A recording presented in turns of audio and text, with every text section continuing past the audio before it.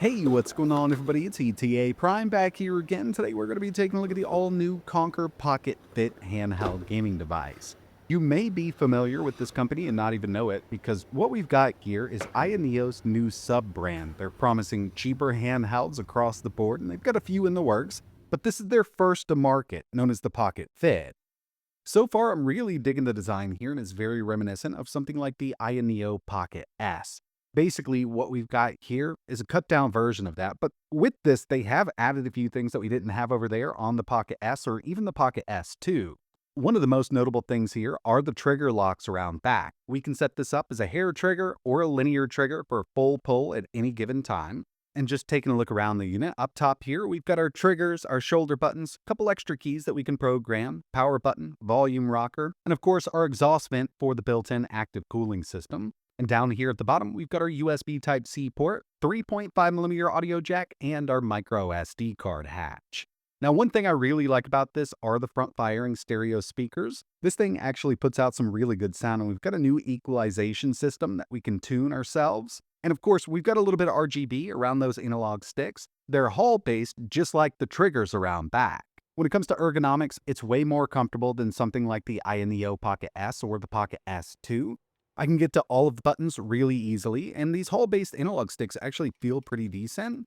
Around back, we've got a little bit of a cradle for our palm, so that's kind of what makes it way more comfortable than the Pocket S. I mean, that was kind of just a flat candy bar device. This does have some curvature around back, and I wanted to show off these trigger locks. So basically what we can do here is set it up as a one tap, just a quick hair trigger, or we can go full linear. For first-person shooters, I set it up as that hair trigger. For racing games, I just go full linear with it, so I've got full control. And yeah, I mean, it's definitely a lot smaller than something like the Steam Deck or AYANEO's other x86 devices, because when it comes down to it, this is powered by an ARM chip. It's running Android out of the box. In fact, this is powered by the Qualcomm Snapdragon G3 Gen 3. It's an 8-core ARM SoC, and the big core will clock up to 3.3 GHz.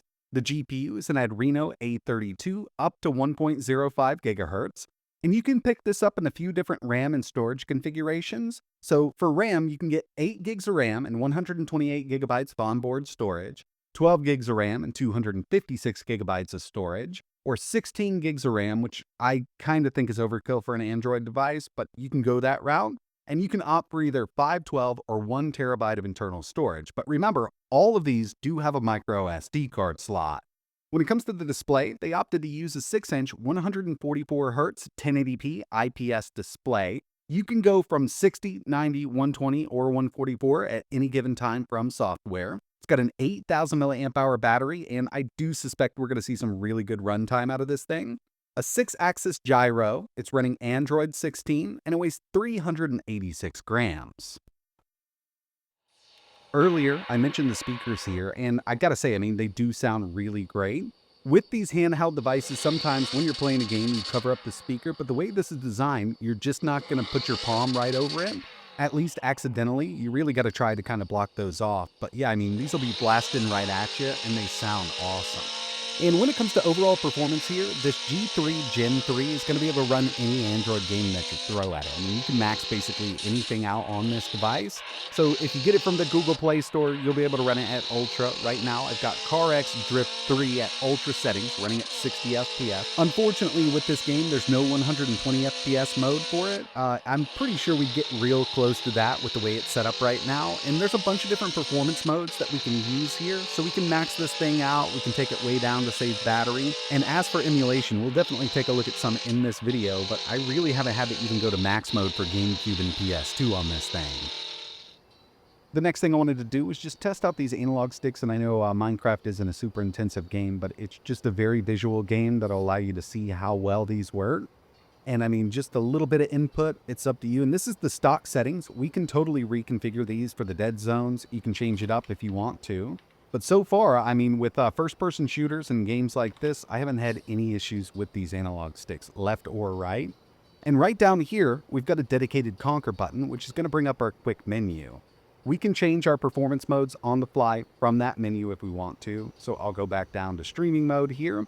But we've also got a performance button up at the top. So if we press this, it'll swap out. So I've got gaming, we can go up to max, you can go to eco, There's a bunch of different modes, plus you can customize each one of these to your liking. One of my favorite things about the software is just the on-screen FPS counter, well, our on-screen performance monitor.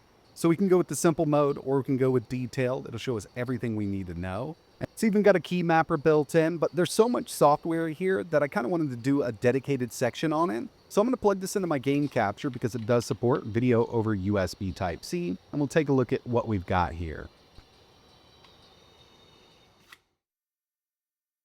I wanted to move in here a bit closer to show you what kind of software we have. And even though it's a KONKR device, we still have the AYANEO branding. It's just the sub-brand of AYANEO. So we've got AYA space and we've got our AYA settings. So we've also got the KONKR button up front. If we press that at any given time, it's going to bring up our quick menu. This is really great for setting our performance profile. And we'll go over this a bit more, but you can see eco, balanced, streaming. We've got gaming and max. You can manually set the fan mode from here. We've got a performance overlay, so if you do want to show your in-game FPS, you can. It's also going to show us CPU, GPU usage, RAM usage. We've got a detailed view that will go over basically everything with this device. I usually leave it on minimal just to kind of get a little more screen space with it.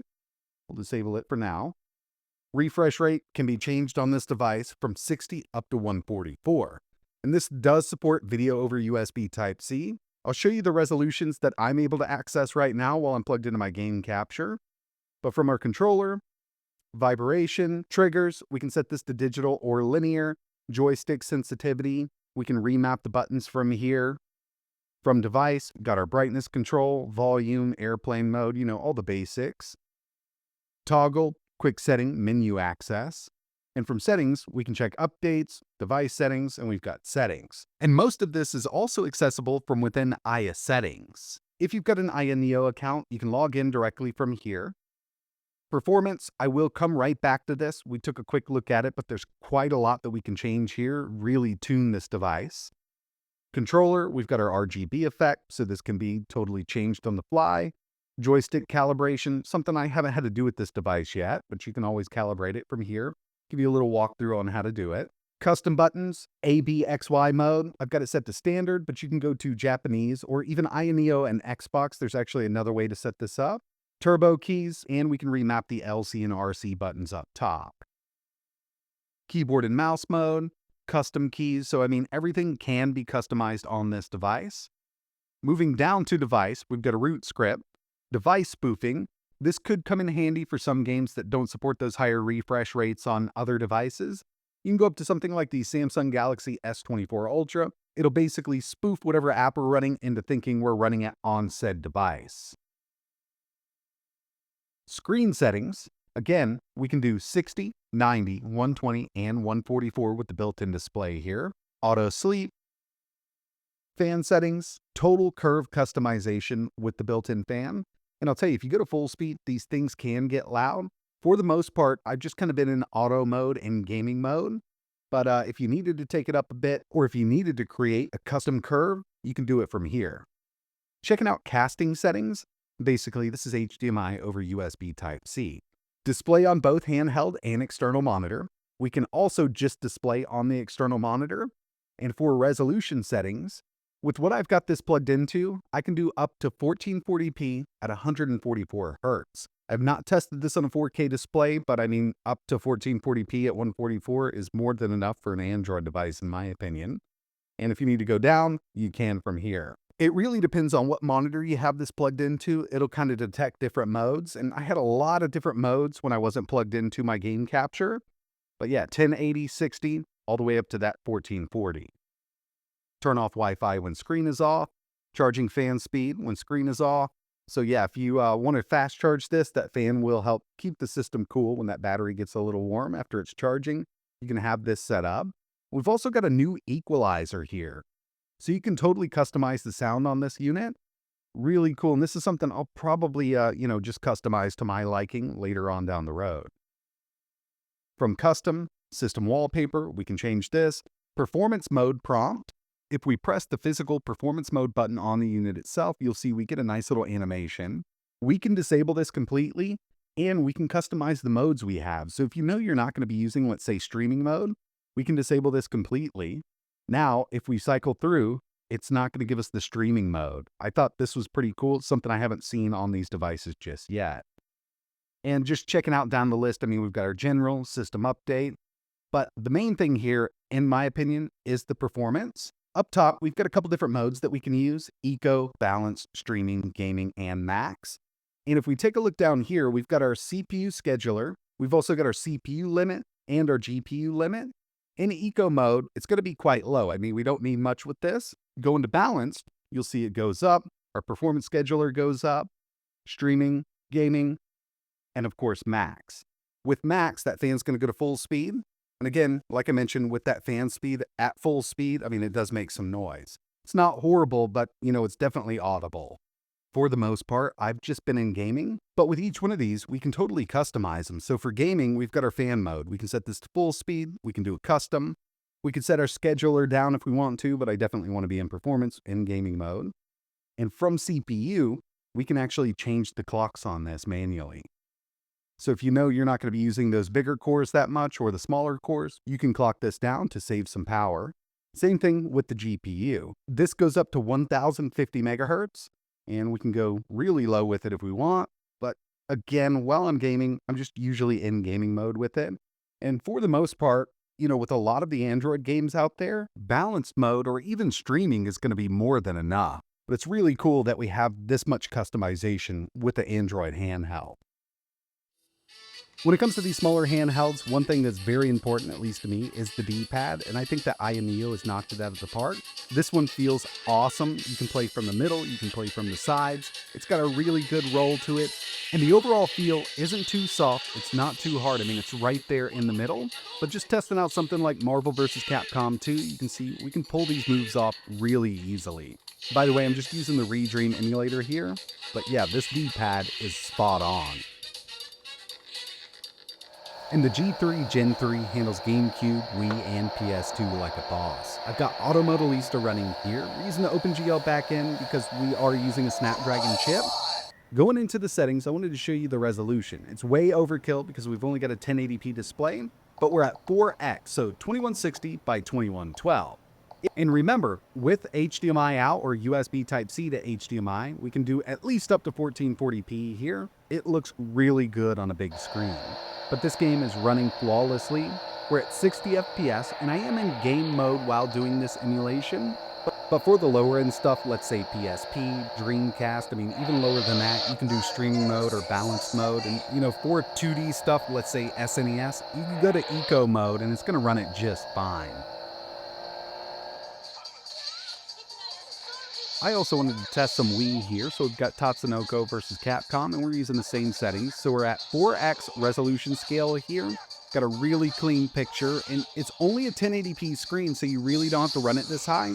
You can go to 2x, and it's still going to look amazing on this thing. But just to show you, what it can do, it does run Wii like this also.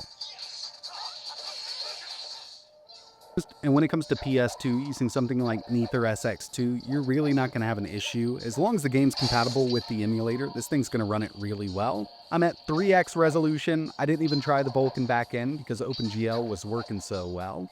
And I also tested God of War 2 just to kind of give you an idea.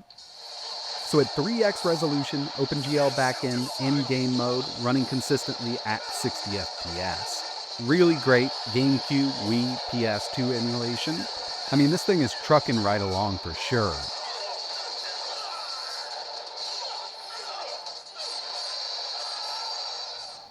And the last thing I wanted to show off here was Genshin Impact. So we've got the Android version, and since we now have full controller support, we can use the built-in controller or an external controller like I'm doing right now with an Xbox controller. No mapper is required. We're at ultra settings, 60 FPS, and this is one that, used to struggle on older chips. With this G3 Gen 3, it's running phenomenally.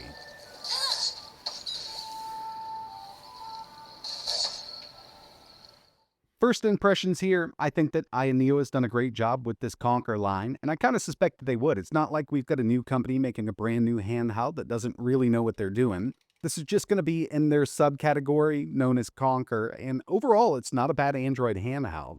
I do like the fact that we've got those trigger locks around back. And it's way more comfortable than something like the original AYANEO Pocket S because we've got more curves here, but it's not completely made of metal. It's not a super premium design device like the Pocket S, and the price actually doesn't reflect that either. For the base model with 8 gigs and 128 gigabytes of storage, really for Android, that's all you're going to need. Over on Indiegogo, early bird special 241, you can upgrade to 12 gigs and 256 for 302, or 16 gigs of RAM and 512 gigabytes of storage for 352. And the one that we took a look at in this video is the midsection, so we've got 12 gigs of RAM and 256 gigabytes of storage. But here's the kicker. They've also got the KONKR Pocket Fit Elite. The only difference here is it's powered by the Snapdragon 8 Elite. So you will get better performance, and really with that 8 Elite and Android, it's just an overpowered chip. There's nothing that we can't run with Android and that CPU right now, so that's definitely something to keep in mind. But yeah, I do like the overall design, and I'll have at least one more video coming up. I do want to do some more testing with this before I get my final review out, so definitely stay tuned to the channel, and if there's anything else you want to see running on this, just let me know in the comments below. But that's it for this one. Like always, thanks for watching.